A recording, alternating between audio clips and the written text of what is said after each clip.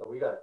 So yeah, so thank you for all joining again. I just wanted to just go over some of the, objectives that I have with with an advisory group like this, and to be working with people individually or in small groups makes a lot of sense.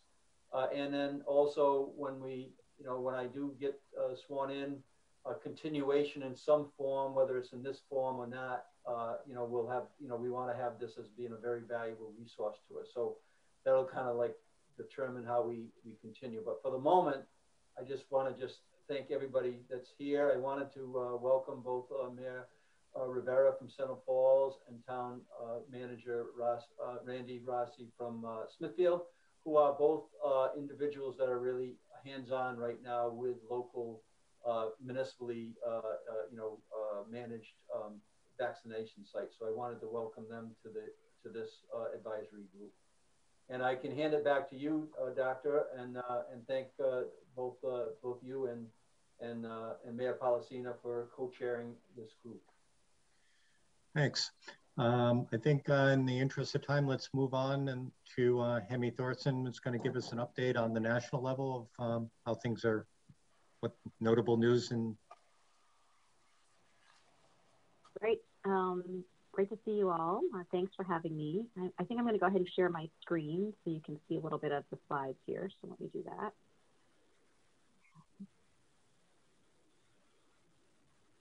Can you all see my screen? Yes? Okay. Perfect. Okay. So I'm just going to spend about 5 minutes just talking briefly about where we are with the vaccine distribution effort at a national level, and then really look forward to hearing from Dr. Nicole Alexander-Scott in terms of what's happening in Rhode Island and where we can build upon from that point. So just a quick overview. So just wanted to show you the latest trends here through, February 3rd was when we had our last look at hospitalization. So you can see the cases are falling, hospitalization rates specifically are falling at a national level, but overall still high. And of course, there's differing factors between the different states. But if you look at the trend for the total number of deaths, this is cumulative, it continues to rise. So it's just comparatively high and obviously still a source of concern. And, now we know that there's going to be more emerging variants, which I'm sure we'll talk about later in this meeting, that will continue to increase in the months of March and April. So we will see, I think, more uptick in the number of people with those variants, and we'll see whether that's going to result. So far in the UK and South Africa, that hasn't necessarily resulted in more severe symptoms from COVID, but we will see how it plays out here in the United States. So I wanted to just talk briefly about where we are in vaccine distribution. So as of February 9th, 44.4 million COVID-19 vaccine doses have been administered in the U.S. Certainly been a lot of progress since December 20th, so we haven't been at it for all that long. And the latest vaccination rate is about 1.5 million doses per day. If we stick to this rate, it will take about 9 months to cover 75% of the population with a 2-dose vaccine. And that's important to note because when people talk about herd immunity or getting enough people vaccinated where we really will make a difference in terms of disease transmission, experts are saying around 75%, 80%, 85% is the population that will need to get vaccinated. When you see across the state with respect to doses administered, there is clearly variability across the states, but states are catching up. Some of the states that started out slower are certainly making a lot of progress, Rhode Island being one of them, in terms of really becoming more efficient in terms of actually administering the doses that they get from the federal government. But you can see there still is variation across the different states. Let me go to the next slide here. Just to talk a little bit about vaccine supply. So right now we have 2 authorized vaccines, which you all know, Pfizer and Moderna.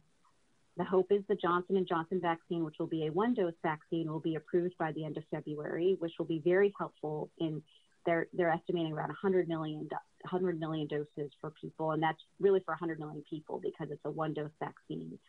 So that will certainly help in terms of the supply chain. There's 2 other vaccines in the mix, which we think will be authorized also fairly soon, AstraZeneca and Novavax. So all that combined with what Pfizer and Moderna are already predicting in terms of doses should really significantly helped the supply. And I think experts will share, as I think Dr. Jha would agree, by April or May, we're really going to be seeing a lot more vaccine, in some places perhaps even a surplus. And I think the challenge, as you see here, is really getting that daily vaccination rate up. So for the remainder of Q1, getting it to 2.9 million, and then for Q2, 3.3 million, if we really want to make progress with respect to the doses that are going to be coming on board and accelerating the number of people who will be vaccinated.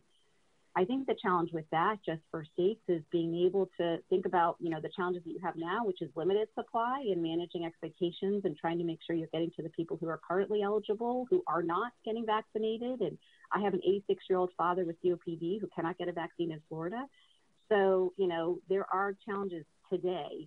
And it's very hard to think about from like public's expectations and explanations of, okay, in April and May, we're going to have too many doses for everybody, and how do we plan for that?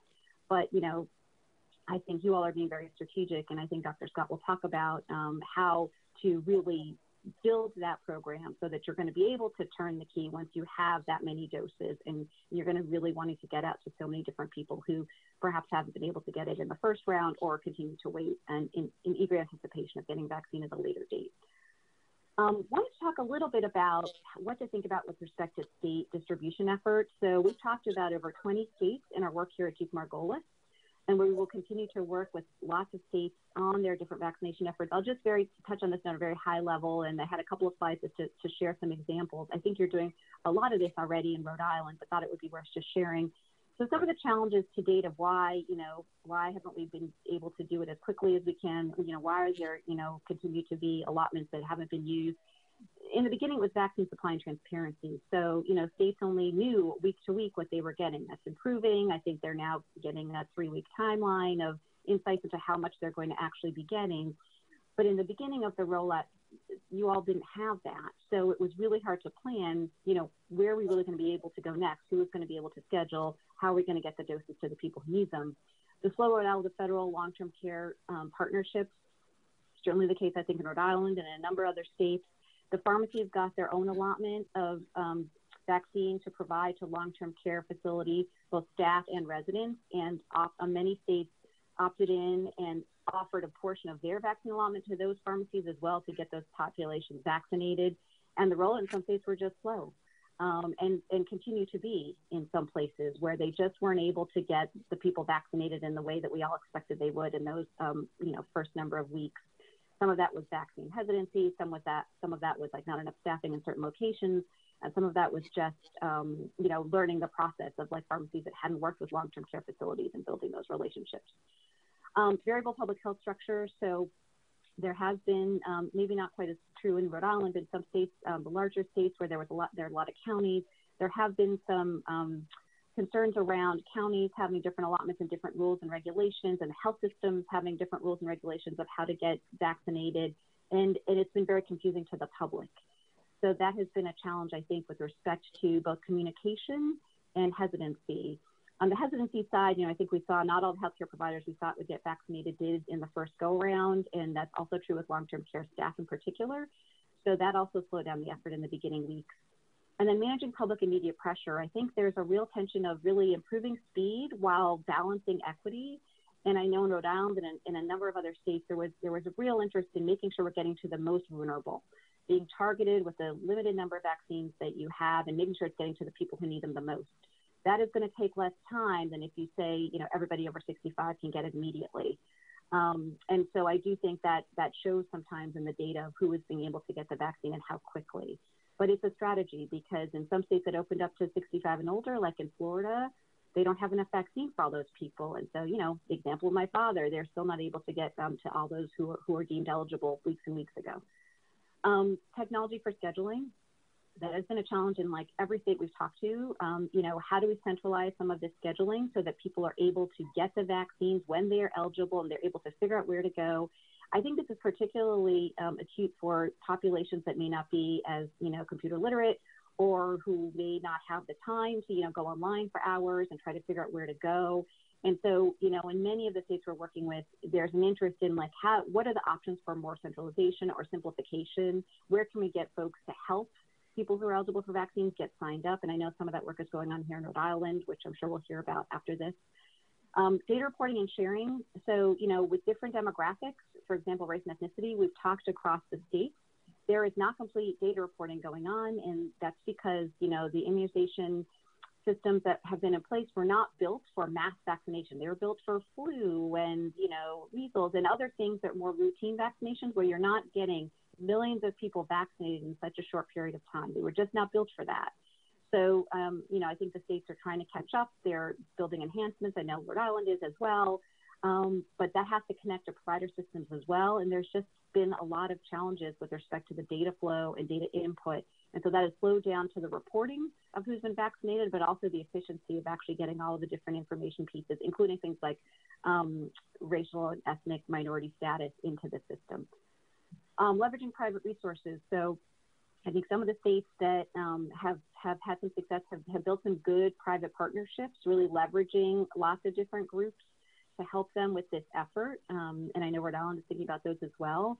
And we've seen, in building mass vaccination sites, getting the private sector to help you set those up and get them executed, really, frankly, closely managing some of the, CVS and Walgreens efforts and making sure that they're doing what they need to do has been a critical element as well. So I think there's a lot to explore there in the months to come.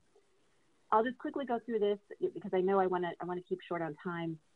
Just in terms of a couple of highlights, just from early success stories, I do think the processes that have been where there's good leadership, and you have really good leadership here in Rhode Island, good leadership where there's a structure and then there's building out to stakeholders like this group of understanding where are the different problems, where are the different challenges where we can all address collectively. Some states have been able to really use their National Guard well. Some states have had joint task force coordination, which I know that's happened here in Rhode Island. And so all these things like coordinated, simplified, effective approach has helped in getting this vaccination effort out the door. Another thing to talk about expectations and clear communications with the public. So all states have told us right now we have limited supply. That is our problem. We need to communicate that with the public. We need to set expectations, but at the same time build vaccine confidence. So some of the states that have done that have been really working on centralized registration and scheduling systems. They've used community health workers to help people sign up for vaccines. We just talked to a state, today, and they're trying to get to homebound seniors, and they're working with their senior centers to identify who's eligible and help them get signed up. So I think there's a lot of partnerships in a way that we've never thought about partnerships to get all of this done in a way that's going to be effective. And I just want to talk briefly about public health capacity and workforce. So, there's a lot of different ways to expand vaccination capability. And I think Dr. Scott will talk specifically in Rhode Island. But we've seen many states expand their scope of practice to include, people like dentists, veterinarians, EMS, and mobilizing volunteers to get the core ready. And in many states right now, because you have limited supply, you're not activating all of them yet. They're just ready and signed up. But I think for the months to come, when we get to April, May, when we're going to have a surplus, it will be really important to get those folks engaged and really able to move quickly to get folks vaccinated. I also want to just talk briefly about as we get to more supply, thinking about the mass vaccination clinics and the drive-through clinics, those are getting set up in a lot of different states, mobile distribution, community-based clinics. These are all going to be really important.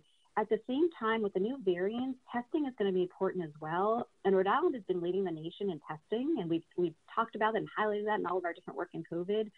And so leveraging the experiences you've had in testing, making sure that's still happening and building, on all of the relationships you've already built out for testing, I think will be really critical to Rhode Island as you move forward on the vaccination effort. Your neighbor, Connecticut, is doing the same thing. They had a pretty robust community testing program, and they're building off that community testing program to build out their vaccination effort. And then I just want to talk briefly about equity. So there's only 23 states reporting race and ethnicity data, and it's already showing pretty significant disparities. And so a couple of things just to share from what other states are doing. Some of that is because there's not data being collected on race and ethnicity in a uniform way. Some states like North Carolina are mandating their providers collect this, and that's really helps them report out to the public how they're doing. And I also wanted to just point out equity can mean lots of different things in vaccine distribution. There's also equity with respect to people who are older, who are disabled, who aren't able to access, registration sites and vaccine sites in the same way as everybody else. And so really reducing those barriers is, placing sites in locations they can reach, prioritizing percentages of allotments and appointments for community-based vaccination sites, which are targeted in effective ways. And I know we're going to hear about the equity zones that are going on in Rhode Island. And then, of course, and we've heard from all the states, really making sure that there's trusted messengers throughout all of this for all of the different populations at risk. That is going to be key to both understanding the new vaccines that are coming on board, like Johnson & Johnson, the new variants, making sure that people still understand that they have to wear masks and they have to physically distance and they have to there's testing that's still important. All of that has to continue on until we're really at a high enough level of vaccinated people in this country, which will be months from now. So with that, I think I'll turn it back over, unless anyone has any questions. Great, well, thank you very much. I know we have a couple of other national folks on the line. Any updates from anyone else before we move into more of the local scene? Dr. Jar or Mike McKee or? Yep. Okay. Yeah. Okay. Can I make just a couple of quick comments? This is Ashish Jha. Oh, I don't sure. know if you can see me. You may not be able to see me. No, that's why we cut over you. What's that? That's why I was moving over you. I didn't see you popping up on the screen. There you are. Okay. Yes. We're good now. So I just want to build a little bit on what you heard from Hemi, and I want to lay out in my mind in relatively straightforward terms what I think the next 2-3 months are going to look like. So obviously across the country and including here in Rhode Island, the number of infections is coming down, hospitalizations is falling. In the last week, we've seen deaths starting to come down. Fabulous news, just great stuff. It's going to be very, very tempting at this moment to think like we're in the clear. The UK variant is the one that is a real problem in the short run. What it has done to other countries once it takes off is really quite awful. It's doubling about every 11 to 12 days across the country, we think, every 9 days in Florida.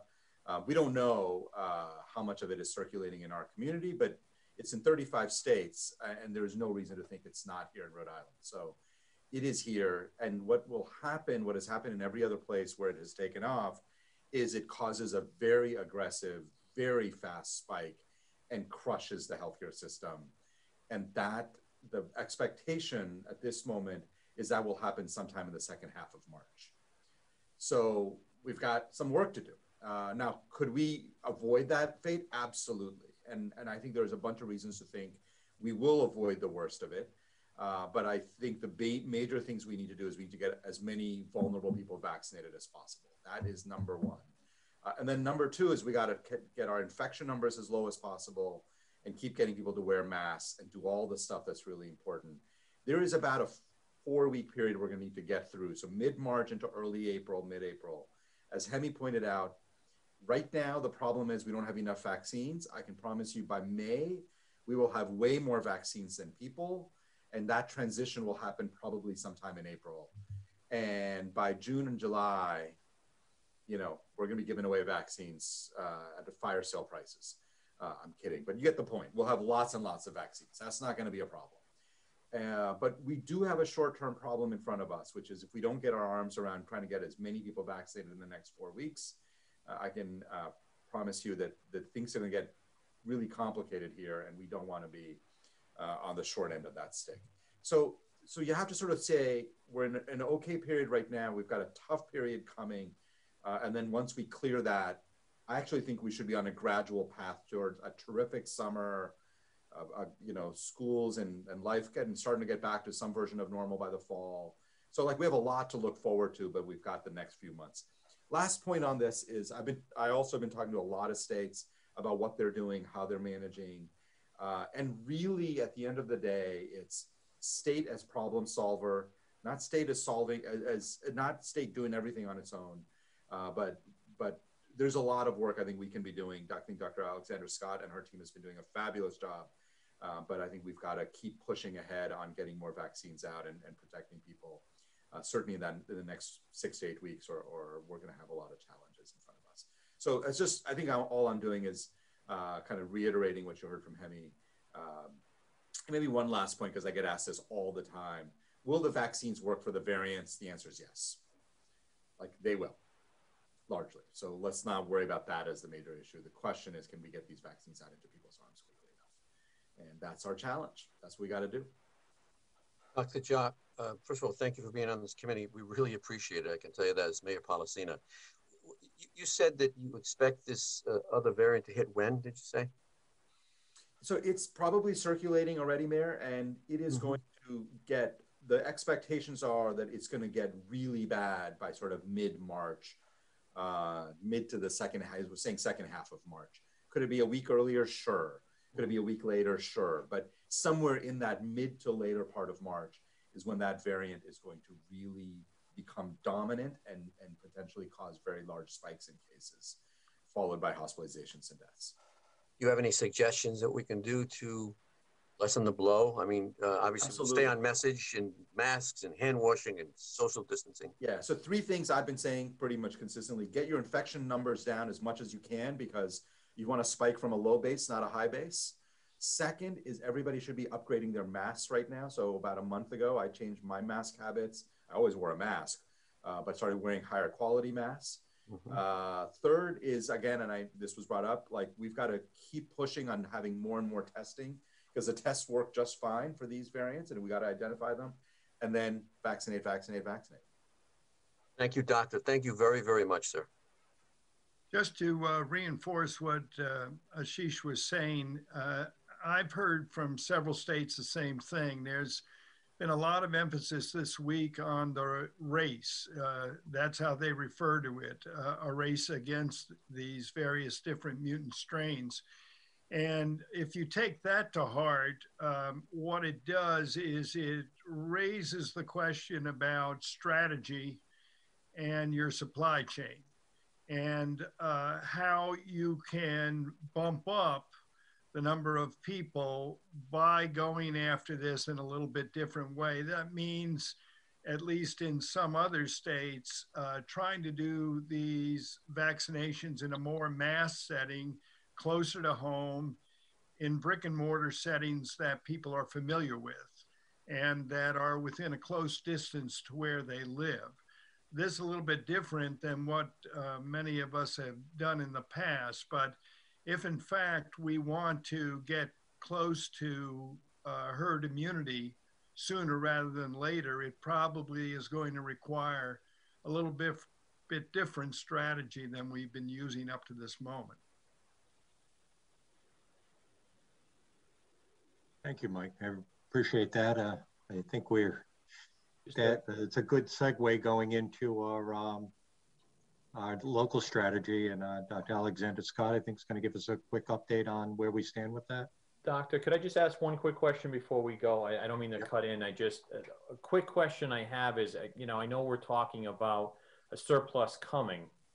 My concern is it's interesting that the surplus is actually going to come into effect after, where the surge is going to come with a variant. Is there anything that could potentially change in the meantime so that we can get that supply up in order to try to tackle this sooner? I know what we're planning for in Rhode Island, the 7,000 a week. But is there anything that could potentially change that we can be ahead of this a little? No. Okay. Oh, I love the nodding. Hey, look, it's the best. It's the $1 billion question, Randy. You're absolutely right. And I think everybody would love it if we had produced more J&J vaccines, which we should have back in the fall. It should have happened as part of Operation Warp Speed. It didn't. We'd get authorized at the end of February. We'd have millions of doses to give out in March. That's not, unfortunately, going to happen. We're not going to see a lot of those until April, and not a lot of them more in May. Moderna, Pfizer's working 24/7 trying to pump them out of their factories. The federal government's working as hard as they can, squeezing every dose out. I think that's why we have to. Oh, go ahead. Yeah, I also did want to mention too, like, we are seeing testing rates drop off on a national level, and I would guess that's also happening in Rhode Island. That is really concerning, because you're going to want to not just test on the diagnostic test when people have symptoms, but also do some surveillance and screening tests. To the extent you can do that and detect, you know, who has this strain, get them isolated and quarantined, make sure everyone else is wearing their masks and washing their hands and doing all of that. I think that is going to be key, knowing that we're not going to have enough vaccines to really vaccinate everybody while these strains are hitting. Yeah, and I think the other thing we got to look at is how do, you know, if the surge of the UK variant's coming, how do we get the shots into the people who are going to have the most impact from it? And that's really our goal, is to get these frail elders, the people with serious health conditions vaccinated now, which is why we're all here tonight. So, and start moving it along, because that's the only way. We can't stop it from coming. We can't make more vaccine, but we can get the vaccine into people is the main thing. Thank you. Yeah, thanks. All right. Shall I jump in? Yep, please. Excellent.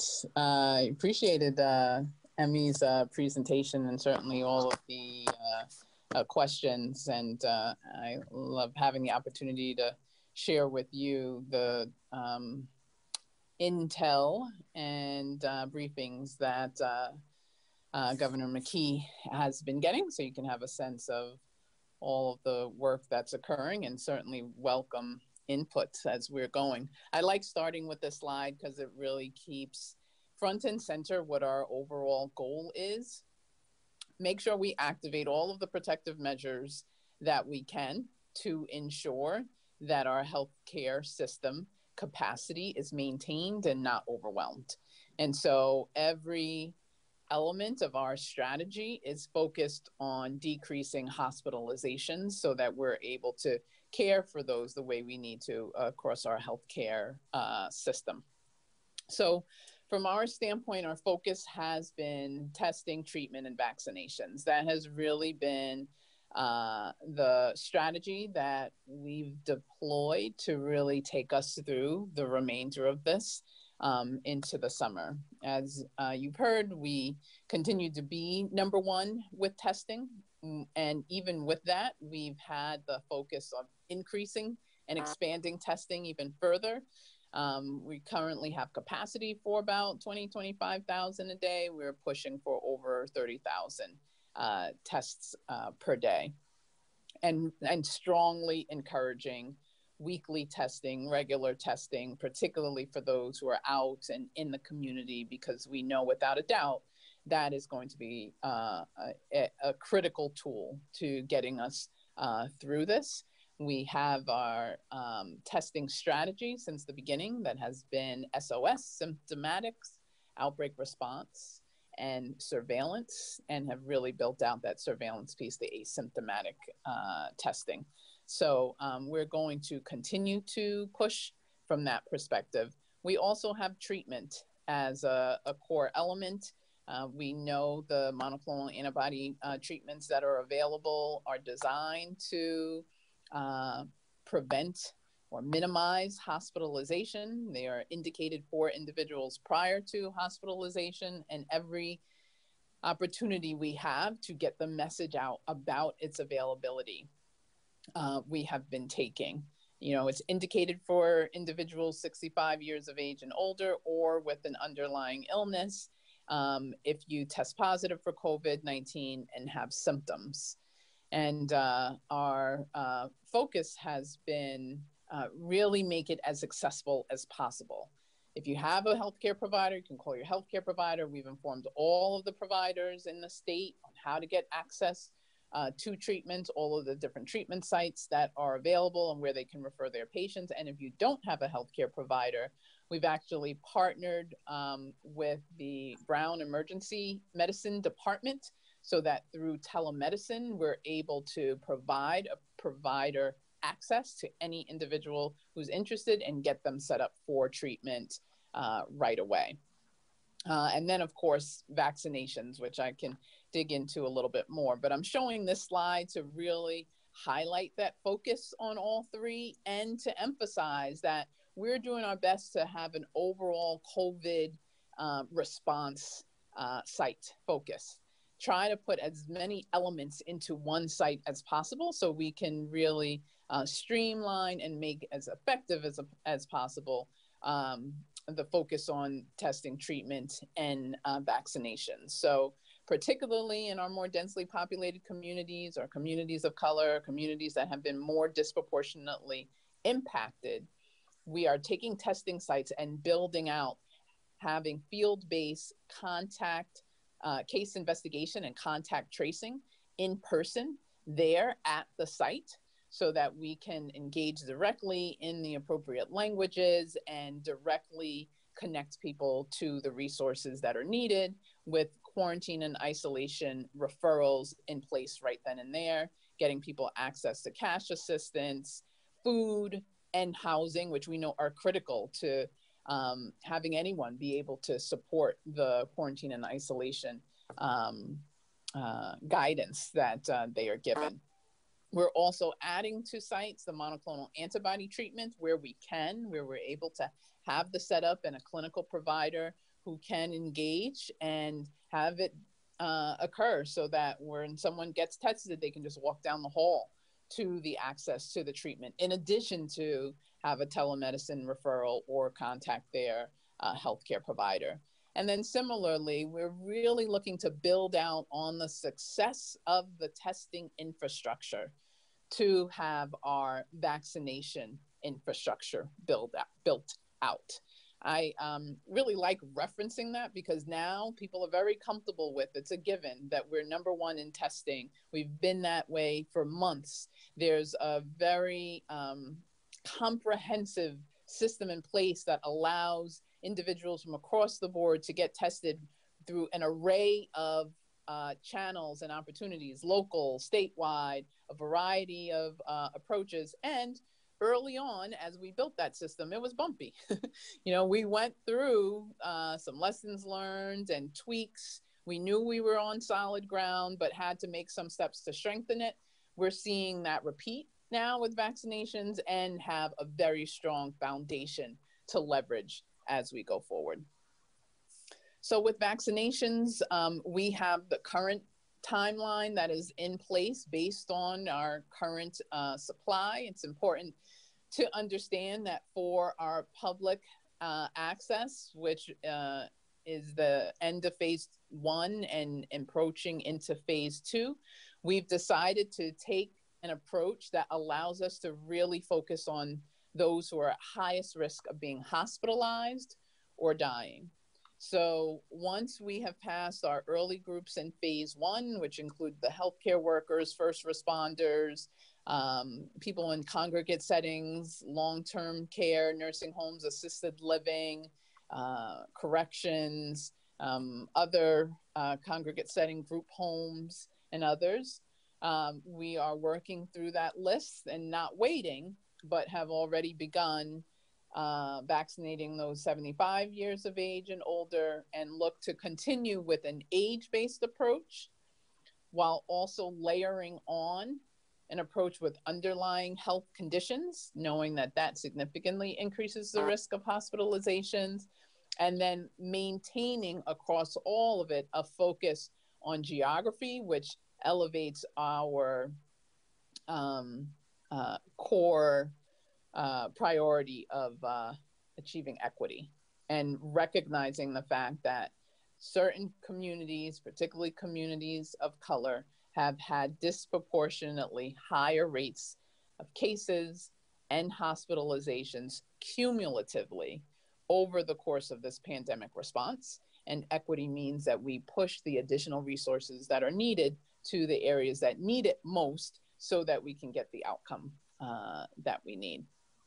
So our approach has been, particularly as we continue to embark on our schedule by age, adding underlying illnesses and keeping geography at the forefront, is to make the process as streamlined as possible, while again leveraging the success of the foundation we have found with testing.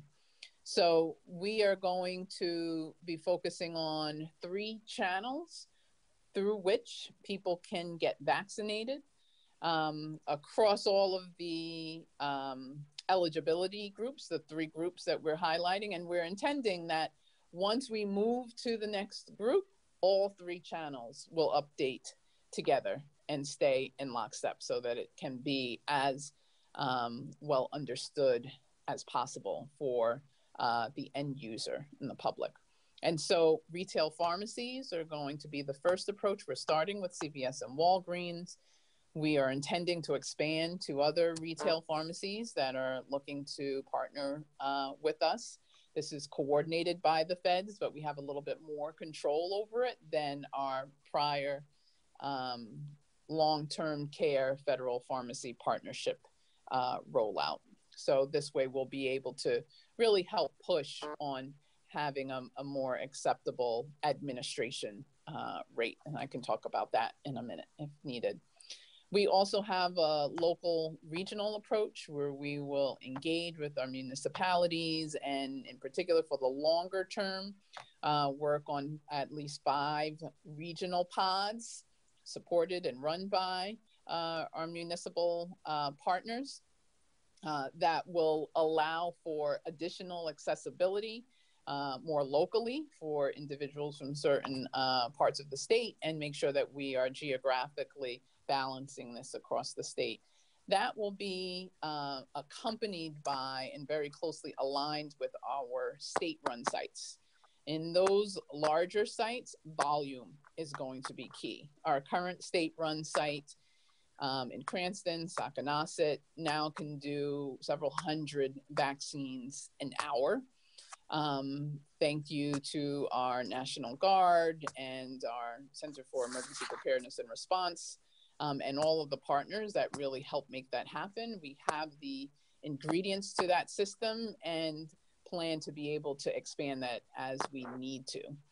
We're opening an additional site at the Dunkin' Donuts Center just this week, and we'll go from 3 to as many as we need to accompany the volume that we've talked about anticipating and being ready for. So across these 3 channels, the pharmacies will require their own registration that people are relatively familiar with. You know, you can go to cvs.com to get your flu vaccine, to get your COVID vaccine, to get what vaccine you need, or walgreens.com, or call to be able to access them. And then for the local, regional, and state-run sites, in that longer term approach, we plan to have one access point for signing on or calling to get your appointment, so that you can do that through one simplified approach as the end user and have availability at either the regional vaccination site or a state-run vaccination site. So we are very much looking to streamline and simplify the process there over the long term. We've talked about the testing, treatment, and vaccination piece, and Dr. Jha has done well to really highlight the looming concern that we have. It's why it's important not just to talk about vaccinations alone, but to talk about it as the comprehensive package, keeping the testing, making sure the treatment is there, and the vaccination piece. Because this mutation of COVID-19 and the new variants that are in place have that increased transmissibility that if you just relied on vaccines, certainly the transmissibility of the new variants outpaces the ability of us to vaccinate the majority of our population given the current low supply. And so, as has already been stated, we are needing to deploy all of our assets, particularly over the next several weeks, to make sure that we are ready for what is to come. And this is really just to depict how significant these variants can be, with the concern of more than 50% transmissibility. If you have 10 individuals, they can infect 1,000. But with the new variants, those 10 can lead to 10,000 new cases. So it's really to help highlight that. And with this, I will emphasize what our variant attack strategy is. What are we going to do? Dr. Scott, I'm sorry to interrupt, but we are getting rather close on time, and we have a couple other things. So if we can kind of summarize a little bit more at this point, so we can move on to a couple other things that we wanted to get accomplished Perfect. before the 6 o'clock hour. Thank you. Absolutely. So with our variant attack approach, we will continue the push on testing, treatment, and vaccinations. We're adding the focus of using the most effective mask that you can, whether upgrading your mask or double masking or using your mask more effectively, or gadgets that help you be able to do that, as well as really emphasize the importance of good ventilation and ways to increase air exchanges per hour, particularly while it's still cold, until people can go outside. And then lastly, be aware of timing. So how much time you're spending internationally, definitely with the multiple variants, not traveling as much is key. And then how much time spent outside of your home in public or other settings. Certainly the shorter amount of time, particularly in poorly ventilated areas, the better. And so those are messages that we want to accompany our focus on testing, treatment, and vaccination. The other slides I had were focused on what we're doing in our more densely populated communities and communities of color. But because of the importance of moving forward, I am going to stop and pass it on to our next speaker, who can really take that even further, as Mayor Rivera can say firsthand what she's doing. Yeah, I wanted to get some update from the local vaccination sites and the municipal side to kind of get people up to speed on what they're doing. And we've got about 7 more minutes to go. So if I don't know if Randy Rossi or Mayor Rivera would like to. Yeah. Thank you, Doctor. And thank you, Lieutenant Governor McKee, for your leadership, and Dr. Alexander Scott for your hard work and guidance during the rollout of Rhode Island's vaccine effort. I know this is a massive project and one that's so important for us to get back to our normal lives. Hemi, your presentation on the national update was extremely helpful. Here in Central Falls, we've been piloting how to successfully roll out vaccines to residents citywide. It's no secret that our 1 square mile was devastated at record rates during this pandemic, facing the highest rates of infection and hospitalization. I know that there's been a lot of questions from, you know, even community leaders, residents from other cities questioning why Central Falls. As a community mostly of color, there are many hurdles that we've had to overcome, but more importantly, have learned what can work well to support vaccine rollout in communities like ours. Many of you are aware of the myths and fears around the vaccine, and we've said that early on in the community. Our first vaccine site, we were fearful that our residents were not going to register for the vaccine, and we actually ended up with a waiting list.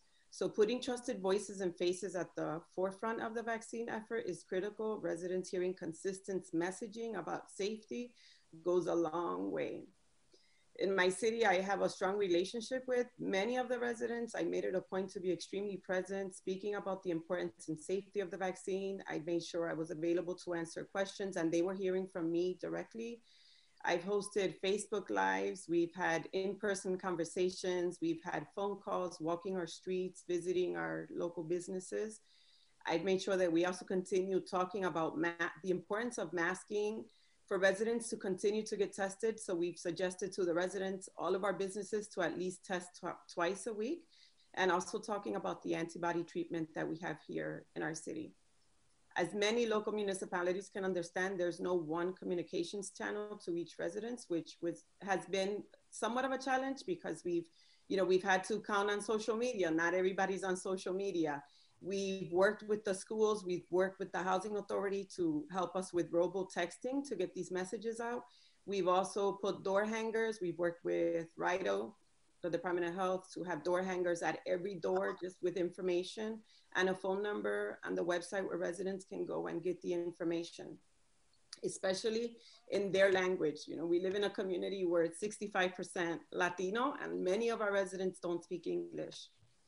We started at the end of December with a vaccine. We started with seniors 75 and over, working with the housing authority and the ambassadors here in our city.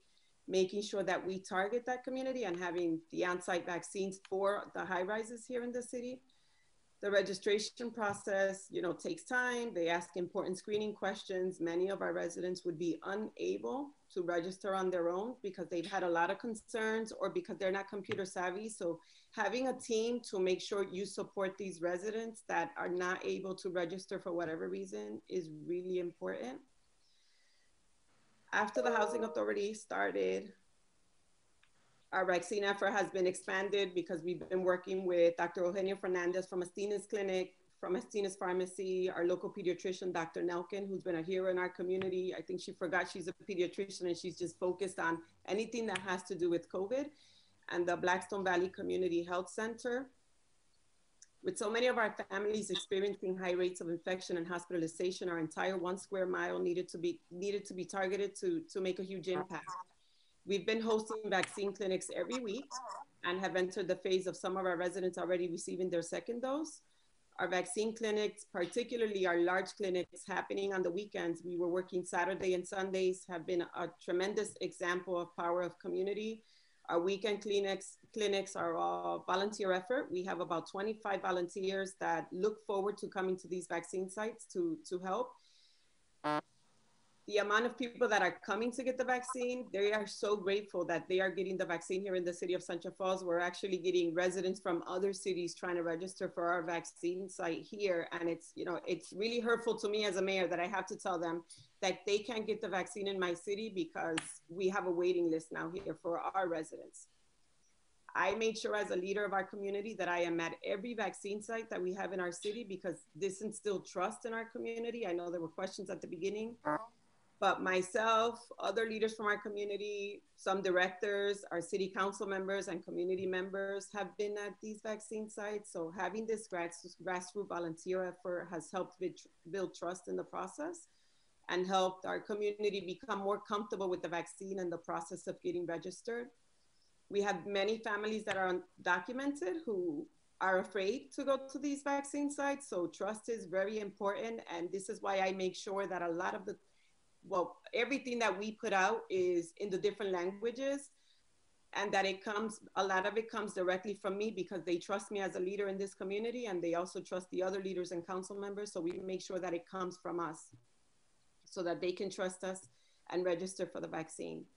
There's a lot we've learned over the last 6 weeks. It has not been easy. We're working 7 days a week and trying to make sure that we get as many of our residents vaccinated.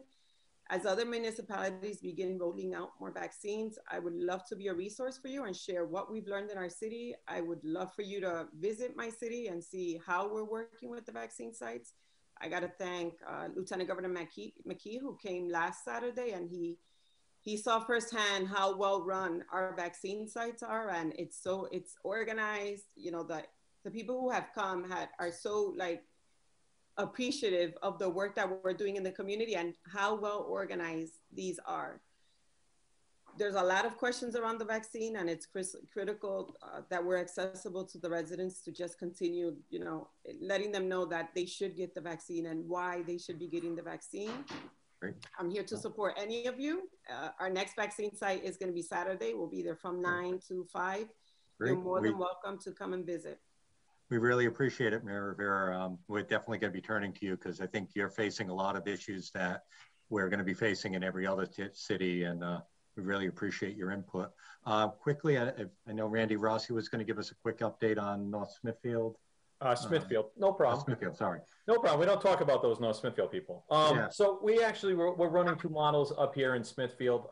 We have the regional model that's been going on and really running out of our high school with all our Northern Region partners. And, over the last few weeks, the biggest clinic being on the 30th of January, we knocked out over 1,100 people in that one day.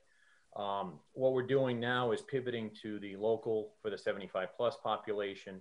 So we've always had Site A and Site B set up, ready to go, just bringing the syringes and vaccine in order to get it up and running at our senior center. So as soon as the announcement came out about the 75+ population, contacting the cities and towns, we grew a wait list right away. We got over 2,500 people signed up on our wait list. broken out in all age groups, you know, using different phone trees between the town hall, the senior center, EMA, and also a web form to kind of put everything together. But with this population of the 75 plus, which we have just about 1,000 people signed up in that 75 plus population, it takes more of a gentle hand to do. We have different battles than the mayor has. Ours is more focused on, we have a very heavy senior population here. You know, we just scheduled one today that's 104 years old. So it's really with the kids' gloves and walking them through it and scheduling them over the phone. They're not able to do any of the technology, and you know, so we're having our pods, our local pod locked and being handled and facilitated by our team. And a good tip is as you're scheduling these people, make sure to schedule them for the first and second dose, whether on the phone. You have them walk over to their calendar on the wall, like they have their doctor's appointments, and schedule it on there. And it's all about consistency and getting the simple message to them, and really spreading the same message across the communities. And I'll answer any questions too. I know we're stuck on time, so I will shut up for now.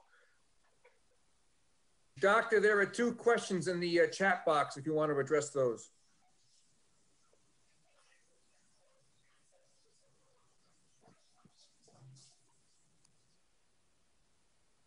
So I will go with, you are referring to me, and there is a very long discussion about delaying second shots. Where we are right now is CDC and FDA has not supported that, and I've had discussions that will continue to be ongoing with our local infectious disease experts, my own colleagues who are also nationally and internationally known, and those who are helping with our systematic surveillance of current variants in the state. The concern is that our focus is on those who are older right now, 75 and older. The efficacy of the vaccine is less well understood in that older population, but we do know that when you get 2 shots, it is significantly more effective than the 1 shot. And so particularly with this current population, we would want to really make sure that they have the best protection possible.